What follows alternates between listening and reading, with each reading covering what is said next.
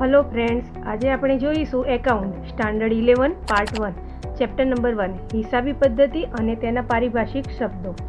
One liner. Question number 1, ધંધામાં મૂડી કોના દ્વારા આપવામાં આવે છે? ધંધામાં મૂડી ધંધાના માલિક દ્વારા આપવામાં આવે છે.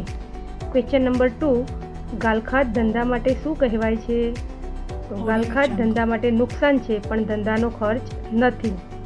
ક્વેશ્ચન નંબર 3, મળેલ વટાવ એ ઉપજ કે ખર્ચ છે તે જણાવો. તો મળેલ વટાવ એ ઉપજ છે. ક્વેશ્ચન નંબર 4, દેવાદારોને શું ગણવામાં આવે છે? તો દેવાદારોને ચાલુ મિલકત ગણવામાં આવે છે. ક્વેશ્ચન નંબર 5, ડિબેન્ચર બહાર પાડી કે લોન દ્વારા મેળવેલ રકમ શું છે?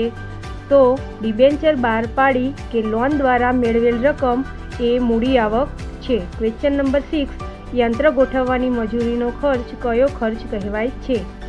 તો યંત્ર ગોઠવવાની મજૂરીનો ખર્ચ એ મૂડી ખર્ચ છે. ક્વેશ્ચન નંબર 7, ઉપાડ એ શું સૂચવે છે? તો ઉપાડ એ મૂડી ઘટાડો સૂચવે છે. ક્વેશ્ચન નંબર 8, ધંધાની મિલકતોનો અંગત હેતુ માટે વપરાશ કરવામાં આવે છે ત્યારે તેને શું કહે છે? તો ઉપાડ કહેવાય છે. ક્વેશ્ચન નંબર 9, ભારતના સમર્થ ઇતિહાસકારો કોના અર્થશાસ્ત્રનો ઉલ્લેખ કરીને હિસાબી પદ્ધતિનું અસ્તિત્વ અને મહત્ત્વ સમજાવે છે? તો ચાણક્ય.